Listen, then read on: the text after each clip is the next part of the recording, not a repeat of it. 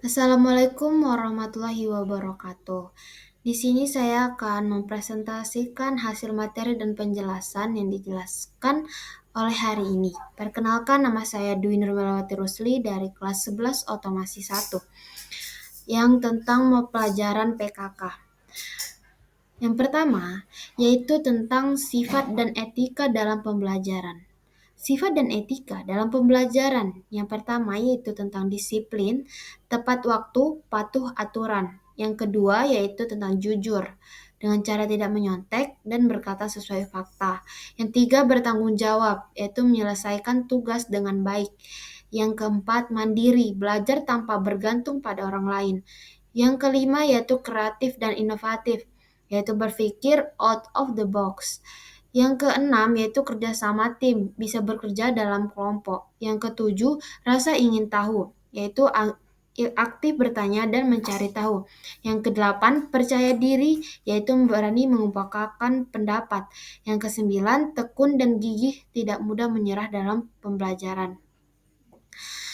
Selanjutnya yaitu etika pembelajaran. Yang pertama, dengan cara hormati guru dan teman, sopan dan mendengarkan apa yang sedang guru jelaskan dan menghargai pendapat teman. Yang kedua yaitu gunakan bahasa baik, yaitu dengan hindari berkata kasar. Yang ketiga yaitu jaga kebersihan dan kerapian, sehingga membuat kelas nyaman dan nyaman untuk pembelajar. Keempat yaitu fokus belajar, hindari bermain HP dan apapun yang bikin fokus belajar terganggu. Selanjutnya itu patuhi aturan seragam, yaitu rapi dan sesuai dengan ketentuan.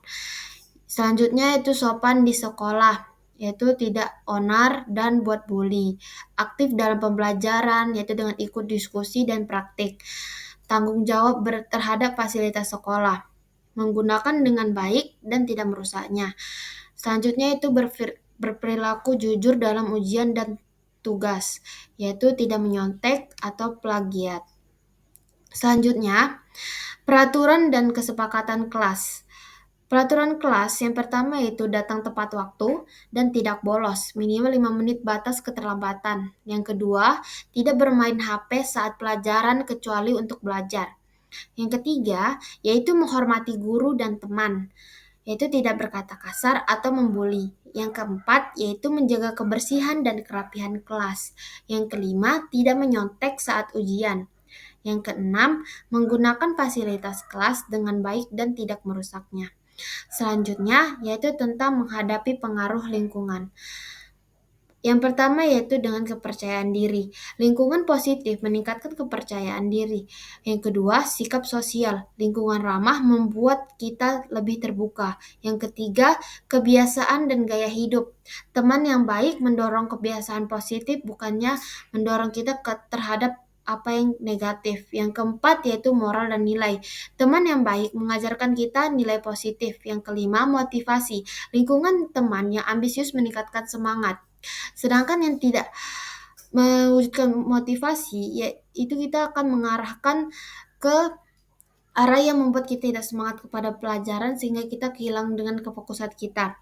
Selanjutnya itu cara memilih pertemanan yang sehat. Yang pertama, pilih teman positif yang mendukung tujuan hidup. Yang kedua, tetapkan prinsip diri untuk tidak terpengaruh hal negatif. Yang ketiga, berani berkata tidak pada ajakan buruk. Yang keempat, cari lingkungan sehat yang mendukung perkembangan diri.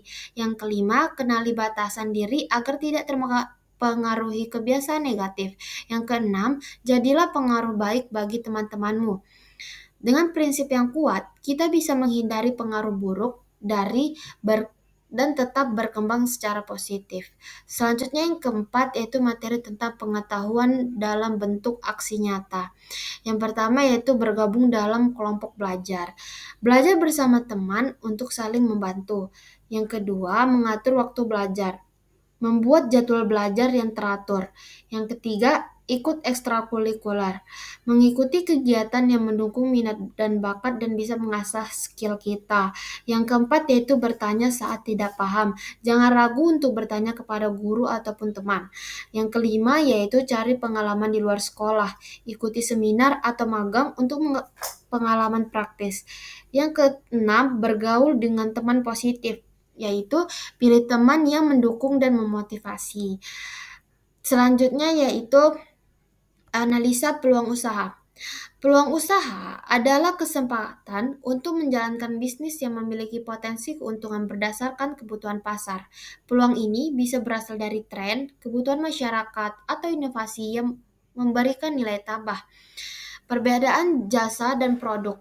Jasa adalah layanan yang tidak berwujud dan diberikan langsung kepada pelanggan, seperti transportasi, perbaikan, atau konsultasi. Sedangkan produk adalah barang terwujud yang dapat dimiliki dan digunakan, seperti makanan, pakaian, atau elektronik. Perbedaan utama terletak pada bentuk, cara penyampaian, dan kepemilikannya.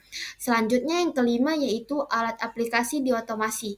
Yang pertama PLC yang bisa disingkat dengan Programmable Logic Controller.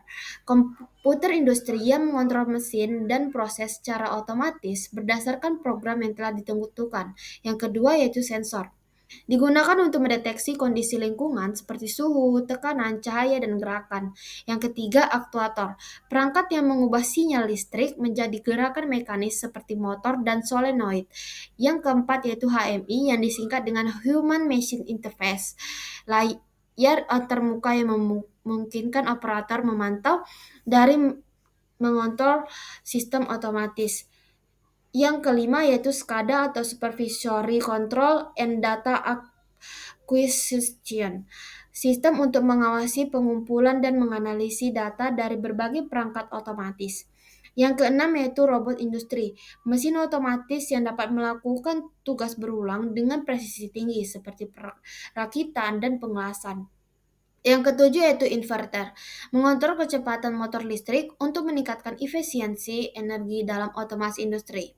Selanjutnya yaitu kesimpulan yang dapat kita pelajari dari materi tersebut yaitu adalah bahwa teknologi otomatisasi dan kontrol elektronik memiliki peran dalam meningkatkan efisiensi dan kualitas di berbagai bidang seperti industri, rumah tangga, kendaraan, dan energi terbarukan. Peluang usaha dalam bidang ini sangat luas dengan potensi besar untuk berkembang seiring dengan kemajuan teknologi. Selain itu, penting untuk memiliki prinsip yang kuat, memiliki pertemanan yang positif, dan terus mengembangkan diri agar bisa memanfaatkan peluang yang ada, baik dalam pendidikan maupun usaha. Semua ini berkontribusi pada kesuksesan dan berkembangan masa depan yang lebih baik. Sekian dari presentasi saya dari materi yang sudah dijelaskan hari ini. Terima kasih. Wassalamualaikum warahmatullahi wabarakatuh.